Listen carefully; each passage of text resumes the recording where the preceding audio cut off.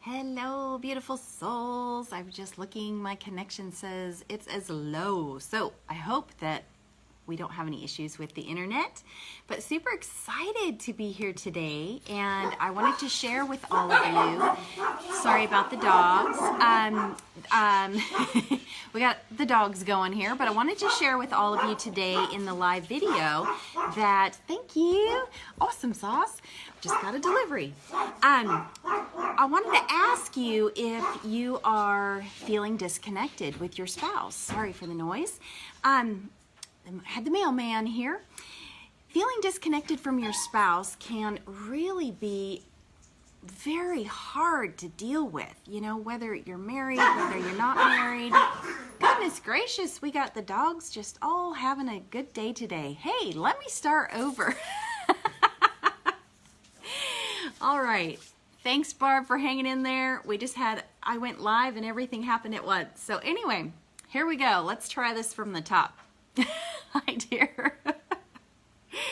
Feeling disconnected from your spouse. That is our topic today.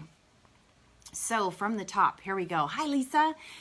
Glad to have you guys here with me. Oh, wow. Facebook just did an update and all the little icons and everything look a little different today. So how fun is that? Hi, David. Good to see you guys. Always goes that way, right, Barb? Hey, the mailman comes, the dogs bark, everything happens at the same time. Hi, Connie. Good job. Good to see you guys every day here. I'm glad that you can join me.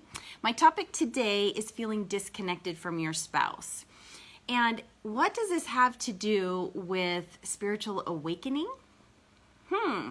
Well, let me think here. So when we think about being disconnected from someone in our relationship, this can cause a lot of blocks, and it can block you from your soul purpose. It can block you from being able to utilize your spiritual gifts to the fullest extent. Maybe you had them, then all of a sudden you're like feeling, well, now I can't use them like I used to. They're kind of there, but they're not really there. How do I get them back? But also, when we feel disconnected from our spouse, it's, thanks, Leah. Yeah, it was just quite the conundrum there. Life is just not fun, right? Life is not fun. We find ourselves maybe sleeping on the couch. Maybe you're sleeping in the extra bedroom. Maybe you're staying out extra late and trying to tiptoe in after everybody's asleep. Being disconnected with your spouse brings on a lot of stress. It brings on a lot of anxiety, depression, weight gain. Maybe you're eating a little extra because food is a comfort. Maybe you're drinking that one extra glass of wine each night because it's just, you know, it's the thing that makes you feel a little bit better, which again is causing a lot of other issues that we need to heal from. Many of us that feel disconnected from our spouse have raised our children and they've all moved out, right? So now you've got, on top of that, you've got this empty nester syndrome that's happening. And when that happens, you're like, who am I? I served a purpose. I was raising my children. I did everything to do with them. I took them where they needed to go. I made their lunches. I helped them with studies. And once they move out, you're kind of just stuck with figuring out, like, who am I? Who is my spouse? Why are we together? What is our purpose? And you find yourself in quite this interesting situation that you're like, wow, I don't really like the situation I'm in, or I don't even know who they are. And all these, 18 some years, you've been busy, you've been preoccupied. Your focus has not been on each other, and you've grown distant, right? Now, again, this doesn't happen to everyone, so I'm really trying to speak to those that are experiencing this. And a lot of times when you get to this point, you may even be feeling like, wow, my spouse does not even look at me. They don't even see me. It's like I don't even exist. You might be talking to them or sharing a concern with them, and they don't even acknowledge you. Like, they don't even look up. They don't see you. And that can compound a lot of other emotional things that really, really hurt, right? You feel alone, even though you're married or together with someone.